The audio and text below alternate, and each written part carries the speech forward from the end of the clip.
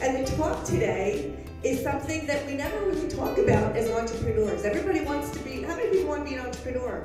And everyone encourages you to be an entrepreneur and take risks and be bold. And no one really tells you the other side of it.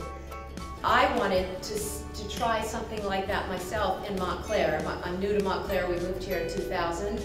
But I love this community and I love the idea of creating something collaborative that the community can surround themselves and enjoy together. It's a wonderful sense of building community.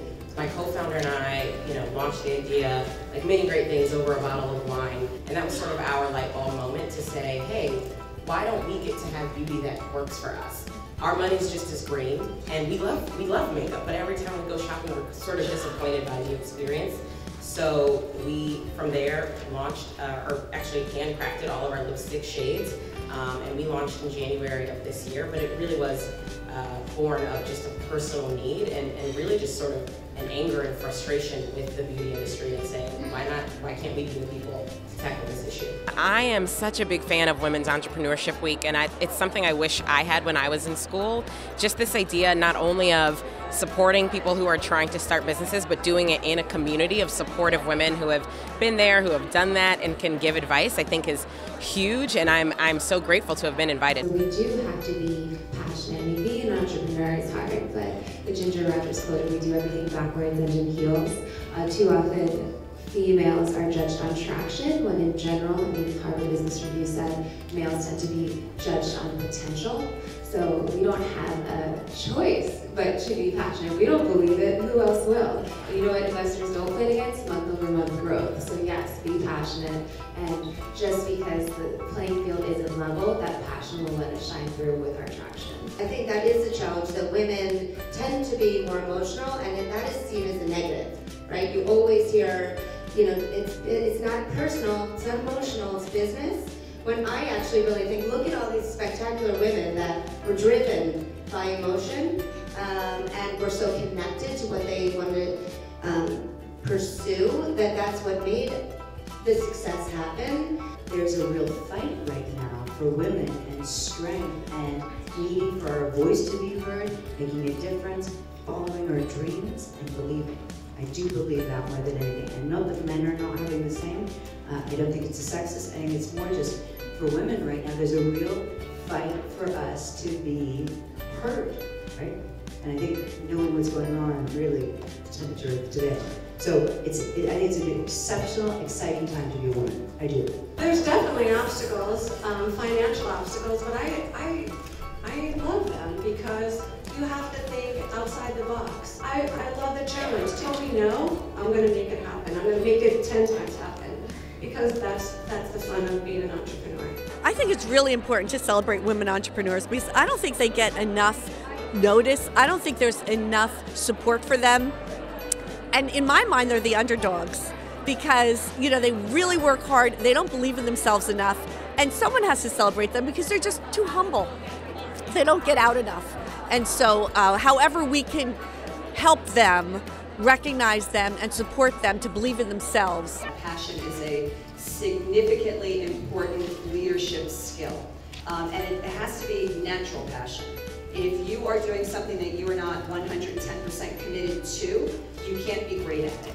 And everybody knows it. You might think you can put on the game face, but it's got to come from the inside. And along with that, when you have passion and you are committed to what you're doing, then you are confident because you always are on your A game because you really care about what it is that you're pursuing. So you can't be afraid to be the unicorn in the room.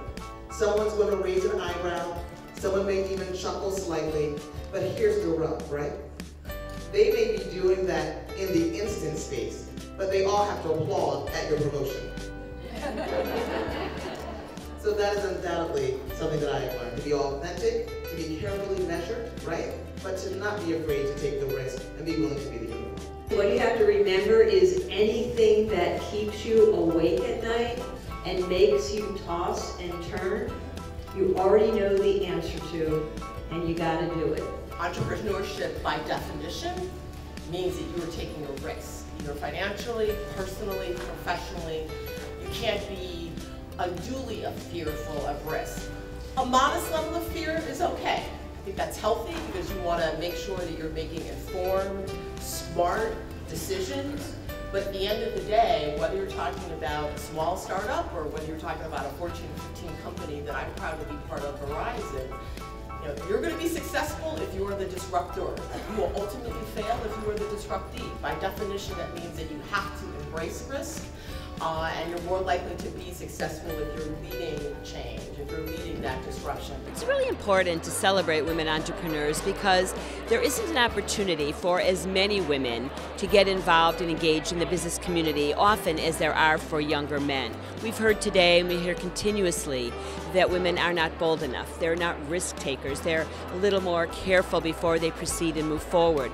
And encouraging them, hearing from other entrepreneurs, understanding that being a little uncomfortable, stepping outside the box and being courageous are the characteristics they really need to start to develop so that they too can have amazing careers. So we need to encourage them, and these kinds of programs really make that happen. I think you just have to sort of suck it up and say, this really scares me, but I have to do it anyway. And so you just move on, and if that means a different job, if that means a move, I've never thought of myself as particularly brave. You hear all these wonderful women, including me, using words to take a risk, be courageous, be bold. And you see entrepreneurs, young women starting businesses and being unafraid. But I think everybody is much braver than they know or acknowledge. I came here to kind of talk to other people and see what they do and kind of get more involved in networking. What I gained from coming here is just learning that women in entrepreneurship and owning their own business need to ask for opportunities, go out and take advantage of all the amazing opportunities and ladies that can help you and open doors for you.